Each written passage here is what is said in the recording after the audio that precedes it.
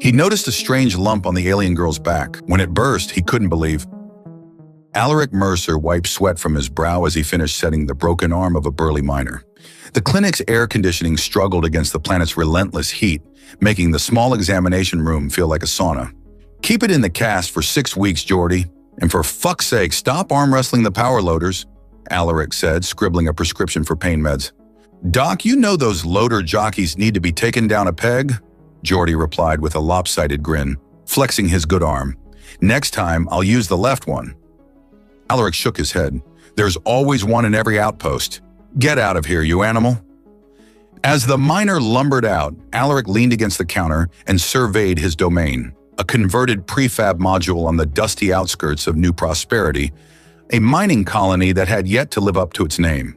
The clinic consisted of 2 exam rooms, a small surgical suite, and an office that doubled as his living quarters. Not exactly the prestigious medical career he'd envisioned back on Earth, but it paid the bills. He was organizing supplies when the front door burst open with such force it slammed against the wall. Alaric's hand instinctively moved toward the stunner he kept under the counter. Frontier medicine sometimes required dealing with delirious miners or the occasional claim jumper with a bullet wound. But what stumbled through his door wasn't human. A female alien stood there, her deep blue skin glistening with sweat, silver blue hair cascading over bare shoulders. She wore a tattered skirt and crop top that had seen better days. Her eyes, large, almond-shaped, and a startling violet, darted around the room before settling on him. "Help," she managed in accented English. "Please." Alaric had seen ceruleans before. They were among the few alien species that maintained diplomatic relations with Earth, but never this close, and never one looking so terrified. She took a hesitant step forward, then winced, her right arm reaching awkwardly behind her back to scratch at something. As she turned slightly, Alaric spotted what appeared to be a large, angry growth protruding from her lower back, just above her waistline. The lump was covered in red, bumpy skin that stood in stark contrast to her blue complexion. I'm Dr. Mercer," he said, finding his voice. "What's your name?" "Lycia," she replied, her voice melodic despite the strain. "It hurts, burns, itches." She twisted again, trying to reach the growth. "Let me take a look," Alaric said, gesturing toward the exam room. "I haven't treated many ceruleans, but I'll do what I can." Lycia nodded and followed him, her movements graceful despite her obvious discomfort. The flexibility of her spine as she moved was remarkable, almost serpentine in its fluidity. "How long have you had this growth?" Alaric asked as he pulled on gloves. 3 cycles, she said, then clarified. "About 20 Earth days." Started small. "Now," she gestured helplessly. "Lie on your stomach, please," Alaric instructed, patting the examination table. Lycia complied, turning her face toward him as she settled on the table. Up close, her features were delicate, with high cheekbones and a slightly pointed chin. Her skin had a subtle iridescence that shifted with her breathing. "I'm going to touch it now," Alaric warned, reaching toward the growth. The lump was hot to the touch and felt taut, as if something inside was pushing outward. When he applied gentle pressure, Lycia hissed in pain. "Sorry," he murmured, reaching for a scanner. The device hummed as it passed over the growth, but the readings made little sense. The tissue composition was unlike anything in his database. "This isn't in any of my reference materials," Alaric admitted. "I think I should contact the medical center in the capital. They might have specialists who—" "No!" Lycia jerked upright, her eyes wide with panic. "No authorities! Please, they will take me." "Take you? Are you in some kind of trouble?" She looked away. "I escaped. From research facility. Her voice broke. "They do things to us." Alaric's jaw tightened. He'd heard rumors about black market xenobiology labs operating in the outer colonies, but he'd dismissed them as frontier paranoia. "Okay, no authorities," he promised, "but I need to examine this more closely. I'm going to use a local anesthetic and take a small tissue sample." Lycia nodded, lying back down. As Alaric prepared the injection, he noticed her watching him with a mixture of fear and something else. Hope, perhaps. "This will sting," he warned, administering the anesthetic around the growth. While waiting for it to take effect, he asked, "How did you end up at my clinic?" "We're pretty far from anything resembling civilization." "Heard miners talk. Said doctor here doesn't ask questions." She gave him a weak smile. "Said you're a good man." Alaric felt a flush of pride at that. "Well, I try. The miners are a rough bunch, but they're honest in their way." Once the area was numb, Alaric prepared a surgical tool to take a biopsy, but as he brought the instrument near the growth, something extraordinary happened. The red, bumpy skin of the lump suddenly tensed and then split with a wet popping sound. Alaric jumped back as fluid sprayed from the opening, and something small and writhing tumbled onto the examination table. "Holy shit!" Alaric exclaimed, staring in disbelief. The creature that had emerged was no larger than a kitten, with moist, mottled skin in shades of blue and purple. It had 4 tiny limbs ending in delicate digits, a bulbous head with enormous eyes, and what appeared to be gill-like structures on its neck. It opened a small mouth and emitted a high-pitched screech. Lucia twisted around, her eyes widening at the sight of the creature. She whispered something in her native language, a melodic sound that seemed to calm the small being. What is that?" Alaric asked, his medical training temporarily abandoned in the face of this unprecedented situation.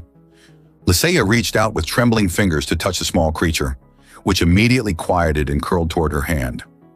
"It is Calidri," she said, using a word Alaric's translator couldn't process. "I did not know. I did not understand." Her eyes filled with tears. "They did not tell me." The small creature made a chirping sound and crawled toward Lycia, leaving a trail of bluish fluid on the examination table. It nuzzled against her hand, its enormous eyes blinking up at her. Alaric stood frozen, his mind racing to make sense of what he had just witnessed. In all his medical training, nothing had prepared him for this moment. He felt a strange sense of responsibility settle over him, along with a growing fascination. "Lycia," he said carefully, "I think you'd better tell me exactly what happened at that research facility." She met his gaze, fear and relief warring in her expression. "Yes," she agreed softly, "but first help Calidri. Please." As Alaric reached for a clean towel to wrap the small creature, he knew with absolute certainty that his life and the future of the colony had just changed forever. "We need to move," Lycia said urgently, cradling the tiny Calidri against her chest. The creature had calmed, its enormous eyes now half closed as it nestled against her warmth. Alaric was still processing what he'd witnessed. "Move? Where? And why exactly are people looking for you?" Lycia's violet eyes darted to the window. "The Vexari. They run the research facility. Her voice faltered. "They collect species, study reproduction. They discovered something special about ceruleans." "And that would be?" Alaric asked, already gathering medical supplies into a portable kit. Lycia stroked the Calidri's head with a delicate finger. "We carry our young differently than most species. The Calidri grows outside the body in a special pouch that forms on our backs. The Vexari found that our reproductive biology can be manipulated." Alaric paused, medical kit in hand. "Manipulated how?" "To carry other species' genetic material. To birth creatures that are not our own." Her eyes welled with tears. "I was taken 6 months ago. They did not tell me what they put inside me." "Damn," Alaric muttered. "That's beyond unethical. It's monstrous." A bitter smile crossed Lycia's face. "Humans have strange ideas about ethics. The Vexari believe the advancement of knowledge justifies all means." "Not in my book," Alaric said firmly. He moved closer, examining the now empty pouch on her back. The edges were already beginning to close, the angry redness fading. "Does it still hurt?" "No, just tender." She shifted and Alaric became acutely aware of her proximity. Despite the bizarre circumstances, he couldn't help noticing the subtle floral scent of her skin or the way her silver blue hair caught the light. "I should clean and dress this," he said, his voice rougher than intended.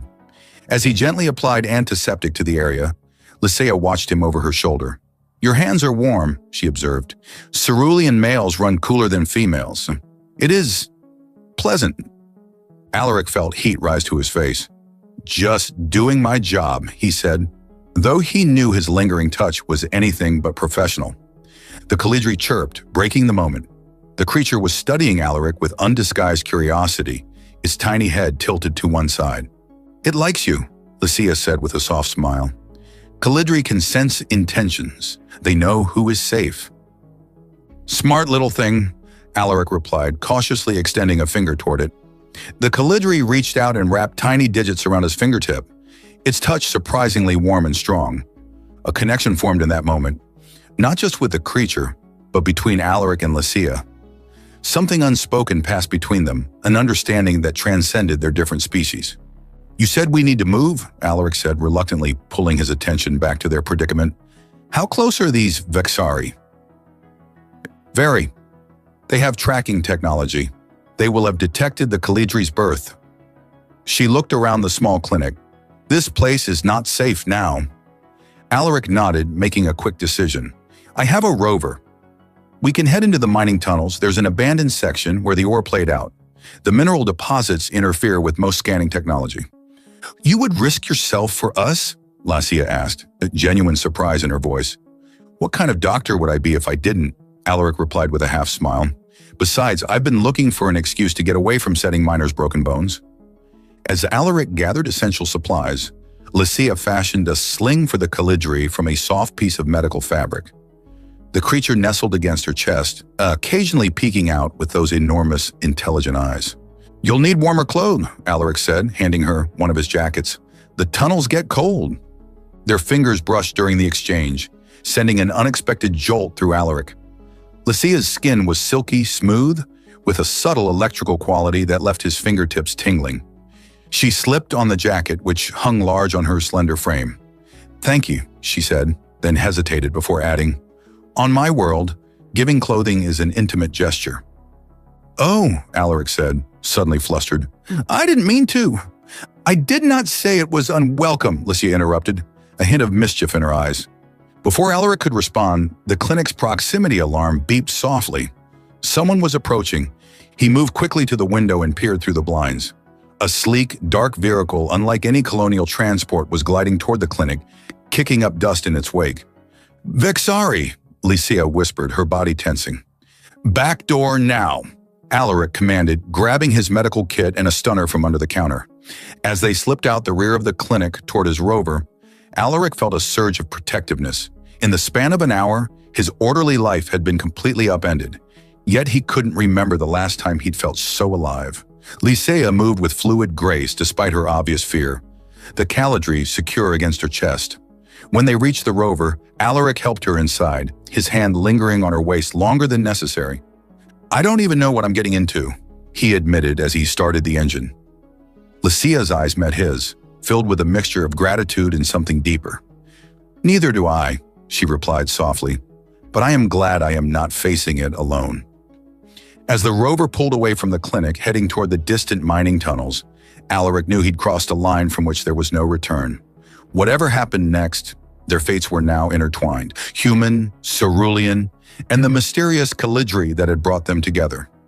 The abandoned mining tunnels stretched like a labyrinth beneath the colony, their walls embedded with traces of iridescent ore that cast a soft, ethereal glow. Alaric had driven deep into the network, finally stopping in a large chamber that once served as an equipment depot. "We should be safe here for now," he said, powering down the rover. "The mineral deposits in these walls block most scanning technology." Lycia nodded, her attention focused on the Calidri. The creature had been unusually quiet during their escape, its enormous eyes taking in everything with an intelligence that seemed to grow by the minute. "Something's happening," she whispered as Alaric set up a portable heater. "Look!" The Calidri's mottled skin was changing, developing intricate patterns that pulsed with a faint bioluminescence. Its limbs had elongated slightly, and its digits now appeared more defined. "That's not normal, is it?" Alaric asked, kneeling beside them. "No!" Cerulean Young developed slowly. Lycia's voice held a mixture of wonder and apprehension. "This is something else." Alaric retrieved his medical scanner from the kit. "May I?" When Lycia nodded, he ran the device over the Calidri.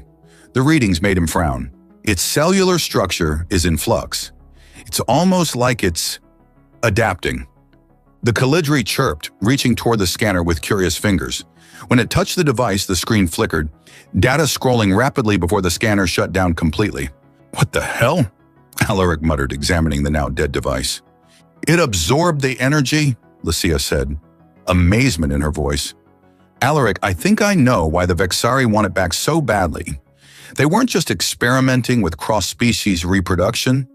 They were creating something specific." "A weapon," Alaric suggested grimly. "Or a tool. The Vexari value efficiency above all else." She stroked the Calidri's head, and it trilled contentedly. "Whatever they intended, they didn't account for one thing." "What's that?"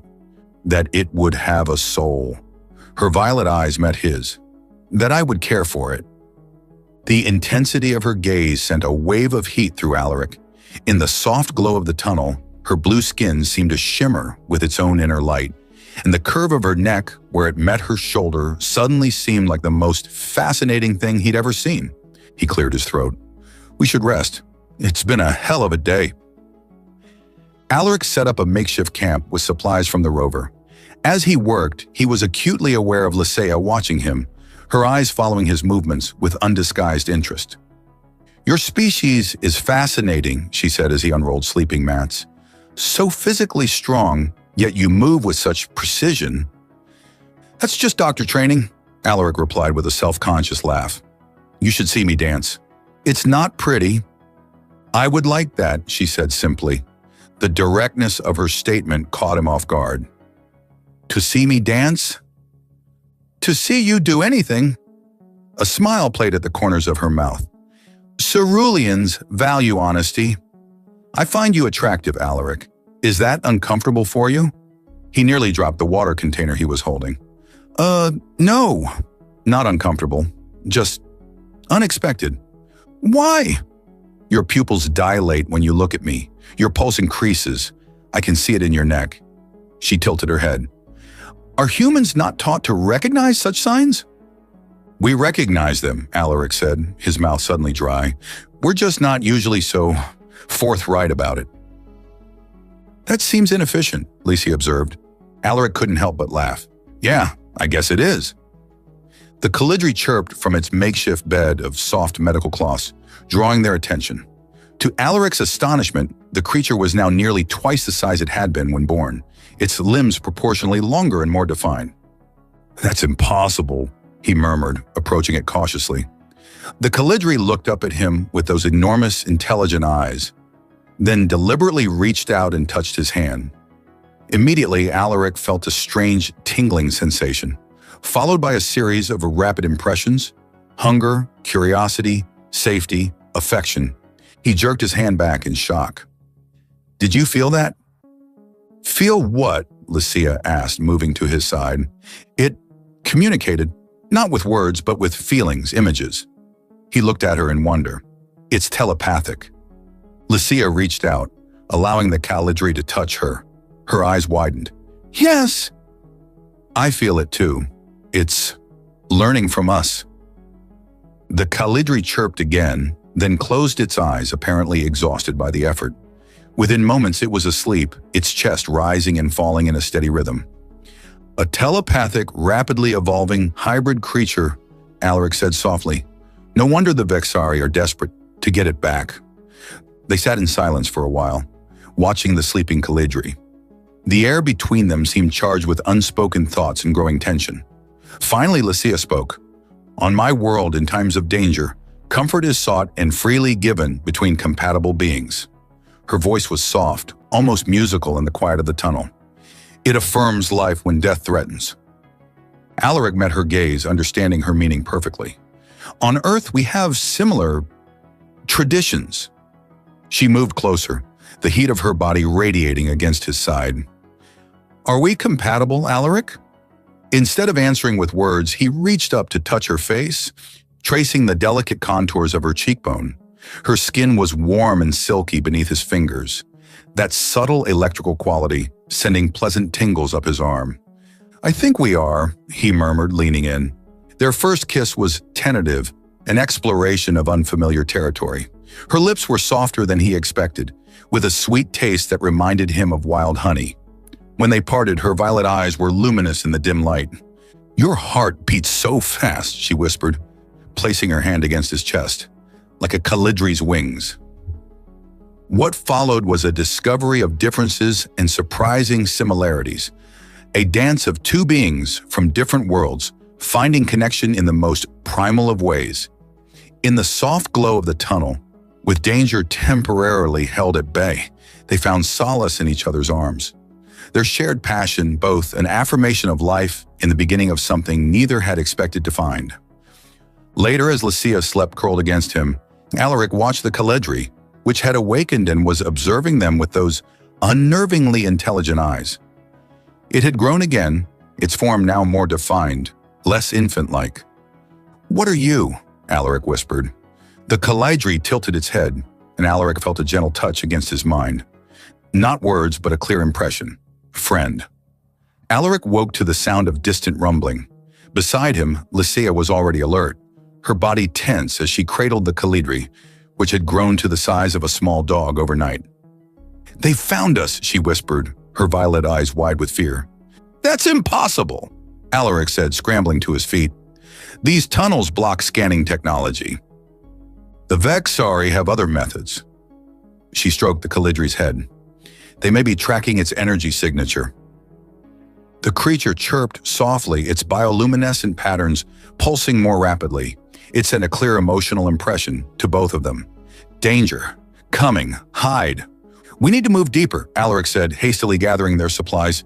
"There's an old emergency shelter about 2 kilometers further in." As they loaded the rover, Alaric couldn't help but notice how Lycia's movements mirrored his own, anticipating what he needed before he asked. Their night together had created a synchronicity between them that transcended their different species. "About last night," he began, handing her the medical kit. "You regret it?"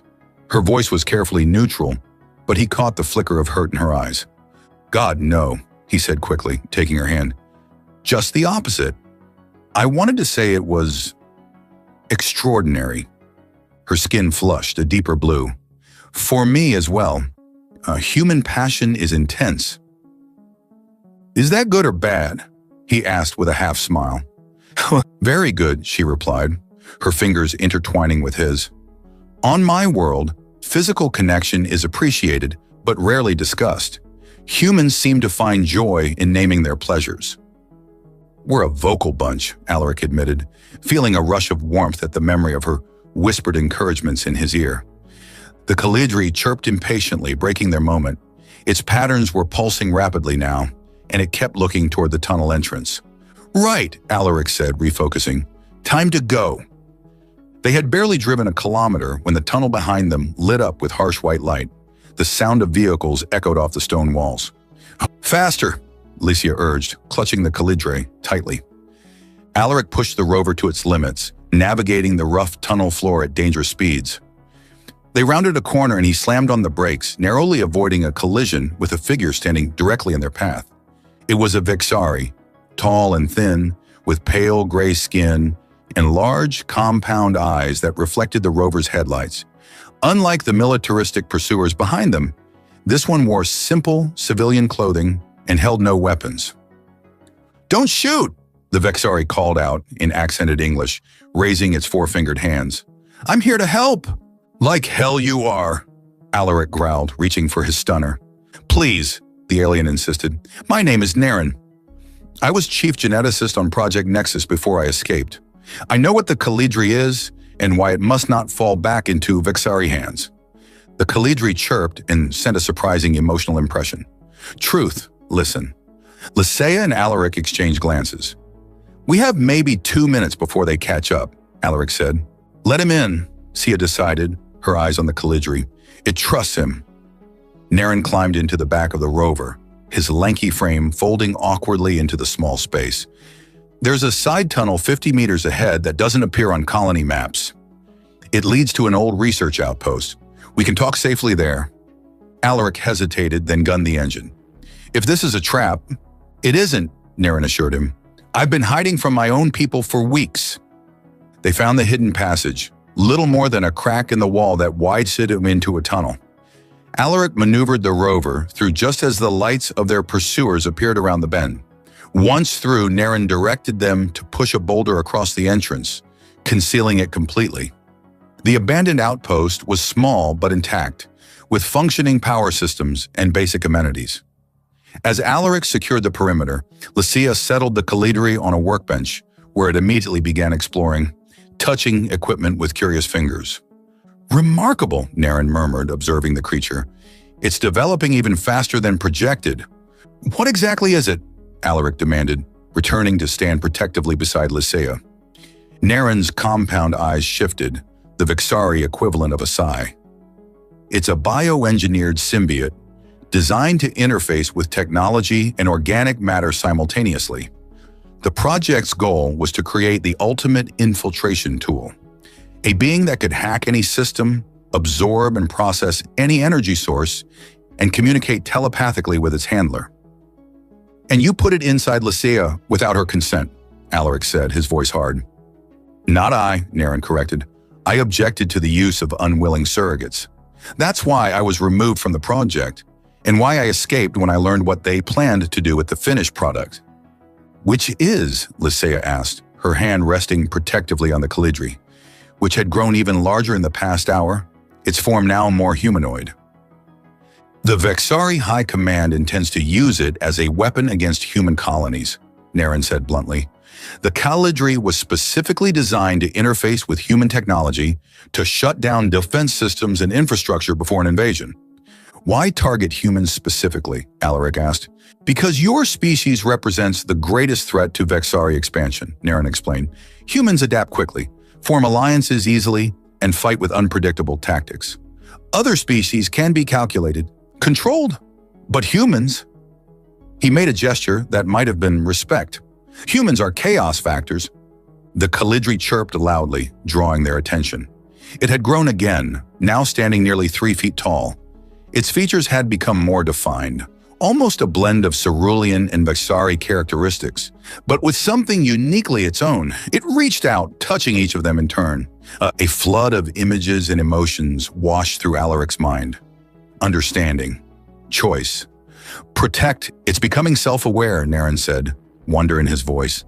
"This wasn't supposed to happen for weeks." "It's choosing its own path," Lycia said softly. "Not the one the Vexari designed for it." A sudden explosion rocked the outpost, sending dust raining from the ceiling. "They've found us," Alaric said grimly, reaching for his stunner. The Calidri chirped urgently and touched Alaric's arm. An image formed in his mind. The Calidri standing before the Vexari, protecting them. "No!" Alaric said firmly. "We protect you, not the other way around." The creature's enormous eyes blinked, and Alaric felt a wave of something that could only be described as affection, then determination. "We need a plan," Naren said, peering nervously toward the entrance. "The pursuit team will be led by Commander Tarek. He's ruthless, even by Vexari standards." Lycia looked at Alaric, her violet eyes reflecting the dim emergency lights. In that moment, he saw not fear, but resolve, and something deeper that made his heart race. "Whatever happens," she said softly, "I'm grateful our paths crossed, to Alaric." He took her hand, squeezing it gently. "This isn't over yet. Not by a long shot."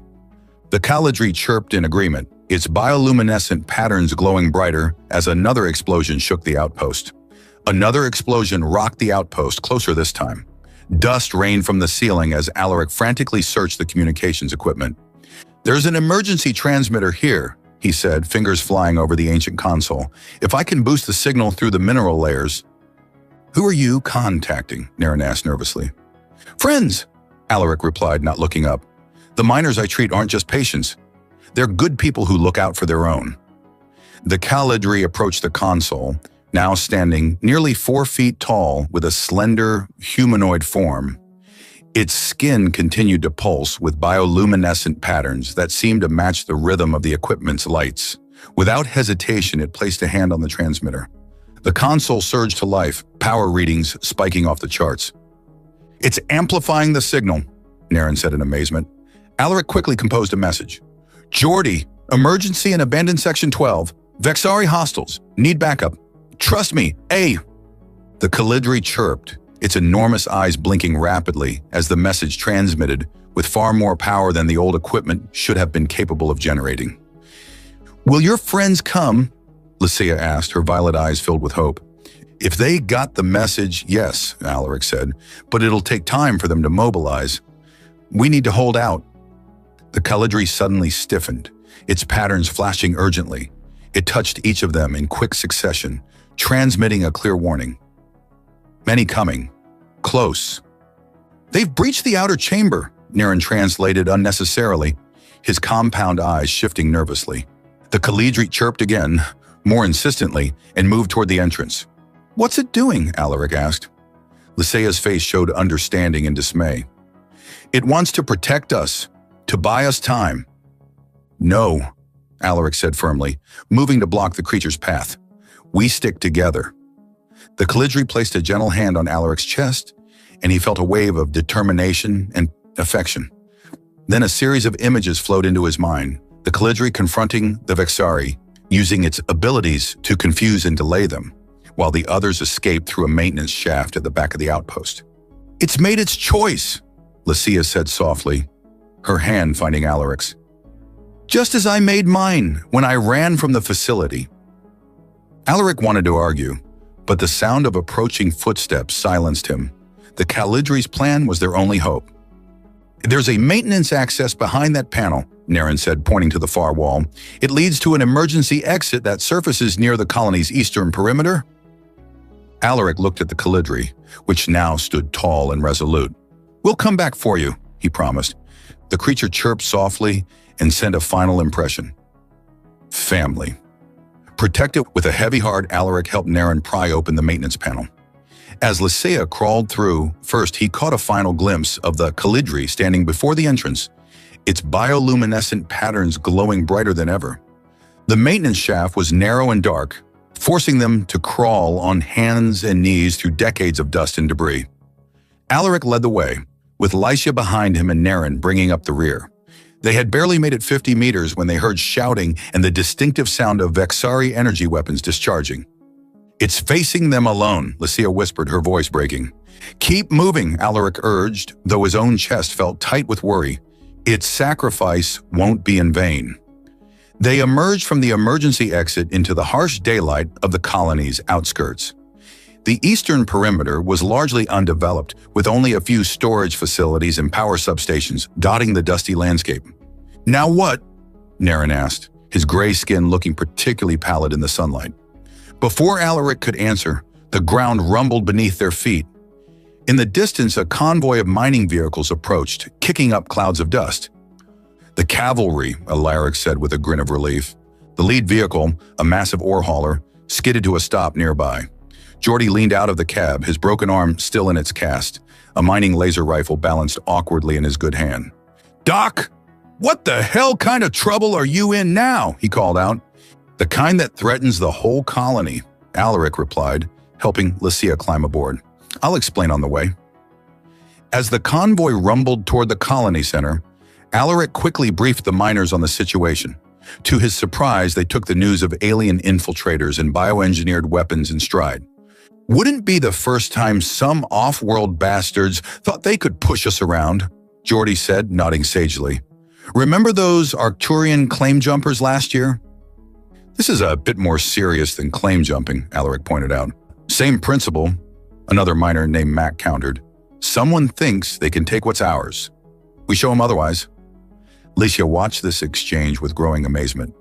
"Your species faces an elite Vexari military unit with mining tools and jokes? That's humans for you," Alaric said with a wry smile. "We're at our best when the odds are worst." She shook her head, a mixture of bewilderment and admiration in her eyes. "On my world, we would form committees to discuss the optimal response." "Yeah. How's that working out for you?" Geordie asked with a good-natured grin. "Not as well as your approach, it seems," she admitted. As they neared the colony center, Alaric's thoughts returned to the Calidri. Had its sacrifice bought them enough time? Or had the Vexari already captured it, turning its abilities against the very colony it had tried to protect? Lycia seemed to sense his concern, her hand finding his in the cramped cab of the hauler. "It made a choice," she said softly. something the Vexari never intended it to do. "I know," Alaric replied, squeezing her hand. "I just hope—" His words were cut short by a blinding flash of light from the direction of the abandoned outpost. A shockwave followed seconds later, rocking the convoy. "What the hell was that?" Geordi exclaimed. Naren's compound eyes widened. "Energy discharge. Massive. The Calidri must have overloaded." "Overloaded?" Alaric repeated, dread filling his chest. "It absorbed too much energy," Naren explained. "Became unstable. If the Vexari tried to capture it rather than destroy it, it sacrificed itself," Lycia whispered, tears welling in her violet eyes. Alaric pulled her close, his throat tight with emotion. In the short time they'd known the creature, it had become something more than an experiment. It had become part of them. "We need to warn the colony, Ishucham," he said, forcing himself to focus. "If there are more Vexari coming—" "Already on it, Doc," Geordi said, activating the hauler's comm system. "Colony security is mobilizing. They're not exactly military, but every miner and construction worker in New Prosperity is grabbing whatever weapons they can find." Alaric looked out at the approaching colony, its prefab structures gleaming in the harsh sunlight. And these were his people now, rough, direct, and fiercely loyal. Whatever came next, they would face it together. Beside him, Lycia watched the human miners prepare for battle with growing wonder. "Your kind never ceases to amaze me," she said. "In the face of superior technology and overwhelming odds, you choose to fight." "That's just what humans do," Alaric replied simply. "We protect our own." As the convoy rolled into the colony proper, Alaric caught sight of security forces establishing barricades. Civilians were being evacuated to underground shelters, while miners and off-duty security personnel distributed weapons. New Prosperity might be small and remote, but today it would show the Vexari exactly what happened when you threatened a human colony. New Prosperity's main square had transformed into a war room in a matter of hours. Mining equipment stood repurposed as makeshift barricades, while ore processors had been hastily converted into EMP generators. Colonial Administrator Aaron Lance, a compact man with a perpetual 5 o'clock shadow, stood before a holographic map of the settlement, directing the defense efforts with the calm efficiency of someone who'd faced crises before. "The Vexari ships will likely approach from the north," Naren explained, pointing to the map. "Their tactical doctrine favors overwhelming force concentrated at a single point." Lance nodded grimly. "Then we'll make sure that point is exactly where we want them." Alaric watched in amazement as the colonists implemented Lance's strategy. Miners reconfigured drilling equipment into sonic disruptors. Engineers reversed the polarity on magnetic ore separators to create gravity distortion fields. Even the colony's children contributed, programming maintenance drones to serve as decoys and scouts. "Your people are remarkably resourceful," Lycia observed, helping a group of technicians modify communication arrays. "On Cerulean, we would require committees and specialists for such adaptations." "Necessity breeds innovation," Alaric replied, pride evident in his voice. "Out here on the frontier, you learn to work with what you have or you don't survive." Lycia's violet eyes studied him with newfound appreciation. "Is that why you came here? To test your survival skills?" Alaric paused, considering her question. "I came because I was needed. These people deserve good medical care, even if they're too stubborn to admit it." "And now they fight for you," she said softly. "For us." "That's what humans do," he said simply. "We protect our own." A commotion at the edge of the square drew their attention. Geordi was leading a group of miners who had modified a massive excavation vehicle, its drilling apparatus now bristling with improvised weapons. "We're calling her the Persuader," Geordi announced proudly, patting the machine's armored flank. "Figured those Vexari bastards could use some persuading to leave us the hell alone." Lance examined the contraption with raised eyebrows. "Will it work?" "Only one way to find out," Geordi replied with a reckless grin. Naren approached the vehicle cautiously. "The Vexari ships have energy shields that can withstand conventional weapons." "Ain't nothing conventional about the Persuader," Mac chimed in. "We reverse the polarity on the sonic drills. Should create a resonance frequency that'll disrupt their shield harmonics." That's Actually, quite brilliant, Naren admitted, his compound eyes shifting in what Alaric had come to recognize as surprise. Don't sound so shocked, Geordie laughed. We might be dirt diggers, but we're not stupid. As preparations continued, Alaric found himself pulled into a strategy meeting with Lance, Naren, and the colony's security chief, a retired Earth Force Marine named Maddox.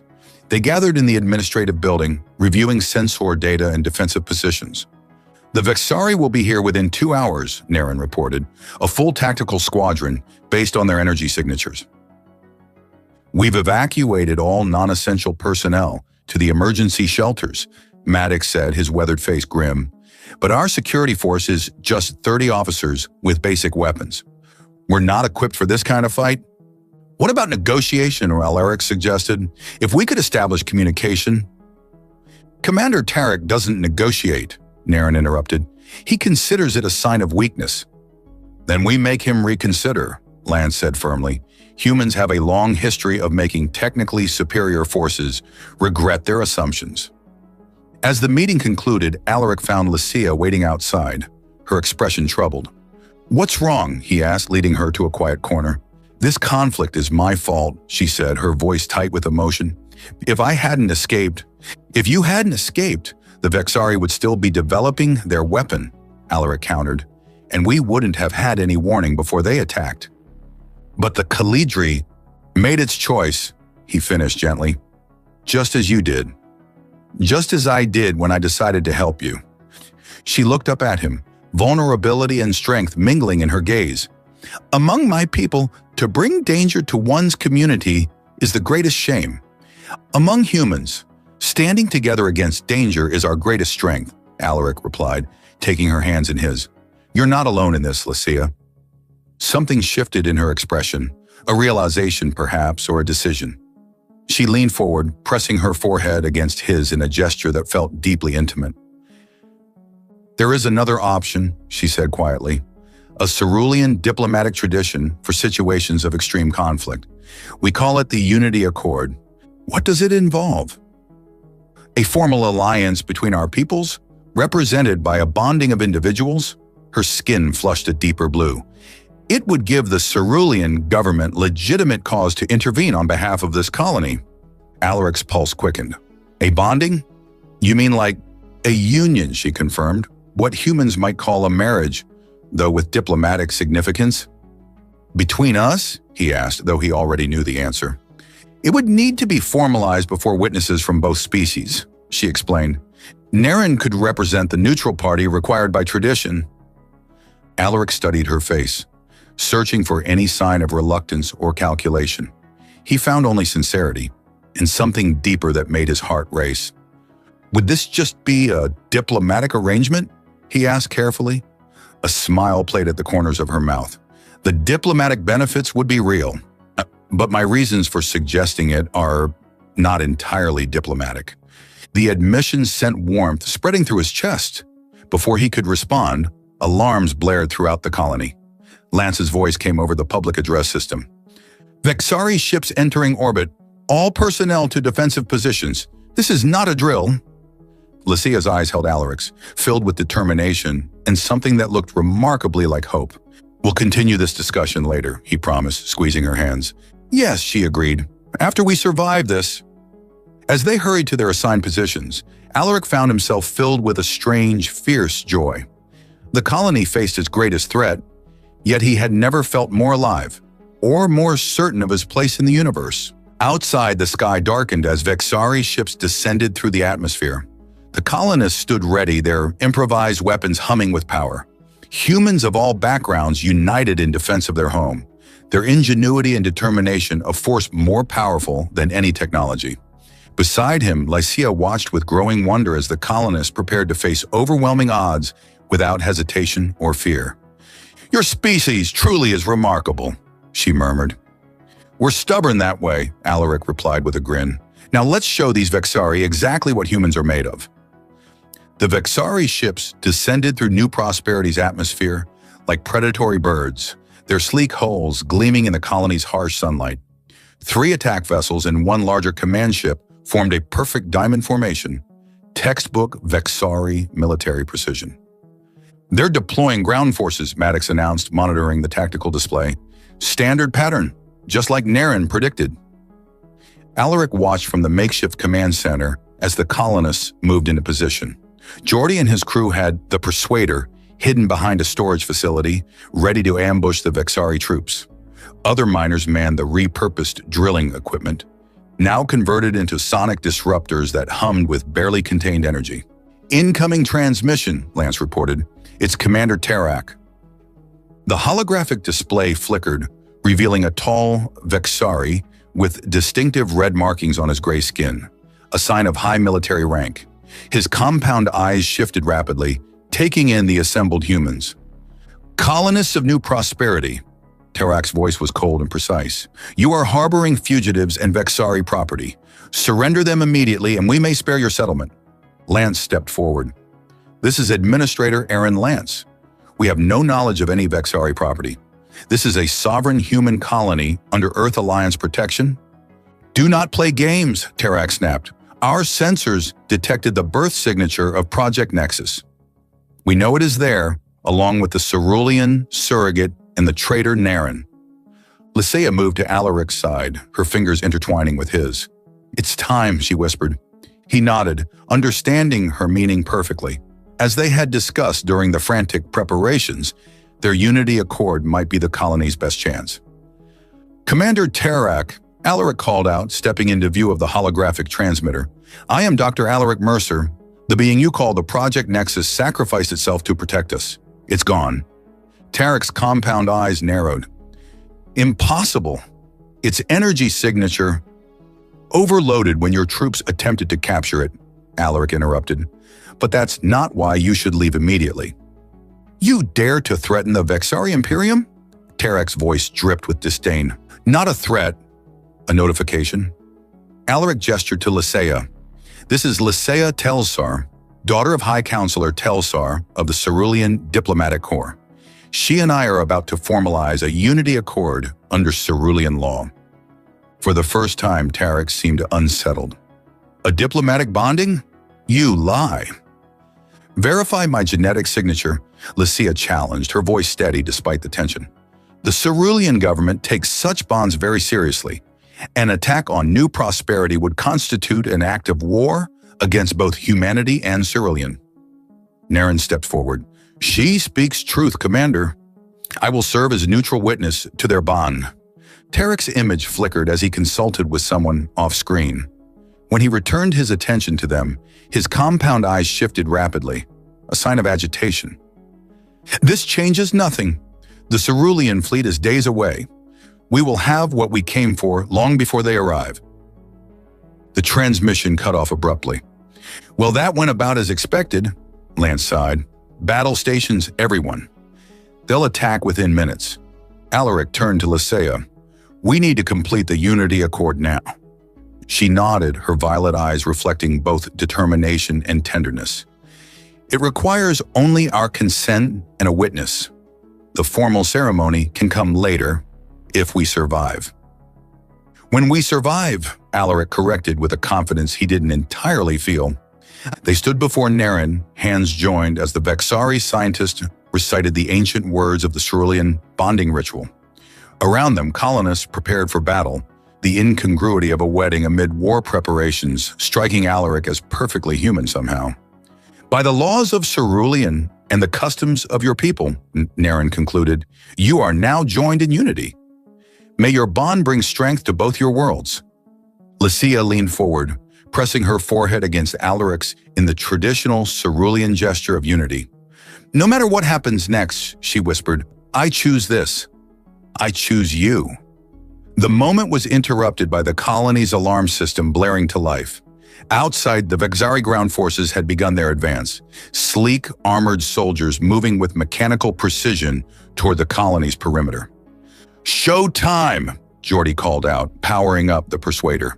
The massive machine roared to life, its modified drilling apparatus vibrating with deadly potential. What followed would later be known as the Miracle of New Prosperity in Earth Alliance records.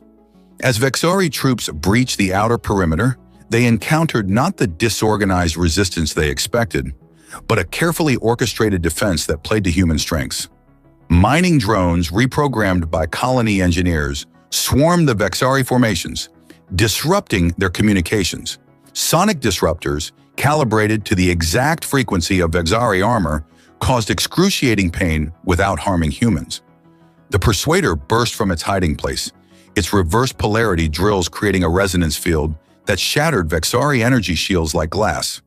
"It's working!" Lance exclaimed, watching the tactical display as Vexari troops fell back in disarray. Above them, the command ship began charging its main weapon, preparing to simply obliterate the troublesome colony from orbit. "They're going to bombard us," Maddox warned. Alaric looked at Lycia, a desperate plan forming. "The Unity Accord. Can you signal your government?" "Already done," she replied. But Tarek was right. They're too far away to help now. A sudden alert from the colony's long-range sensors drew everyone's attention. "Multiple ships entering the system," a technician reported, confusion in his voice. "They're cerulean." On the tactical display, a dozen sleek vessels appeared, moving at incredible speed toward New Prosperity. "Impossible," Naren breathed. "The nearest cerulean outpost is 3 days away at maximum speed." Lycia's face lit up with understanding. "The Calidri! It must have transmitted a distress signal before it sacrificed itself, using cerulean diplomatic frequencies it found in my genetic memory." The lead cerulean vessel transmitted directly to the colony and the Vexari ship simultaneously. A dignified cerulean male, his skin a deeper blue than Lycia's, appeared on screen. "This is High Counselor Telsar of the Cerulean Diplomatic Corps. Our sensors confirm a valid Unity Accord has been registered on New Prosperity. Any hostile action against this colony will be considered an act of war against the Cerulean Confederation." Tarek's ship immediately powered down its weapons. Even the Vexari Imperium wasn't prepared to face both human ingenuity and Cerulean military might. Within hours, the Vexari forces had withdrawn from the system, leaving behind damaged equipment and wounded pride. The colonists celebrated their victory with typical human exuberance, a hastily organized party in the main square that combined victory celebration with wedding reception. "Your father seems to have accepted our bond rather quickly," Alaric observed as they watched High Counselor Telsar conversing amicably with Administrator Lance. Lycia smiled, her violet eyes twinkling with mischief. "He's been pushing me toward diplomatic service for years. A Unity Accord with a human colony doctor probably wasn't what he had in mind, but he's adaptable." "Like father, like daughter," Alaric murmured, pulling her closer. "The Calidri knew," she said softly. "Somehow it knew this was the path to peace. It gave its life for that possibility," Alaric agreed. "We should honor that sacrifice by making the most of it." As the celebration continued around them, Geordie approached with 2 glasses of the potent liquor the miners brewed in their off hours. "To the Doc and his blue bride," he toasted with a broad grin. "Never thought I'd see the day when setting a broken arm would lead to saving the whole damn colony." Alaric laughed, accepting the drink. "Life's full of surprises." Later that night, as they stood on the balcony of Alaric's small apartment overlooking the now peaceful colony, Lycia traced the contours of his face with gentle fingers. "What happens now?" she asked. "Now," Alaric replied, drawing her into his arms, "we build something new. Together." As their lips met under the alien stars, Alaric reflected on the strange journey that had brought them to this moment. It had begun with a frightened alien girl and a strange lump on her back, and had somehow transformed into a future brighter than anything he could have imagined. In the distance, the lights of cerulean ships twinkled alongside human vessels, a visual representation of the new alliance born from crisis. And somewhere, Alaric liked to think, the essence of the Calidri lived on, in the bond between species that might never have found each other without its sacrifice. New Prosperity had lived up to its name after all.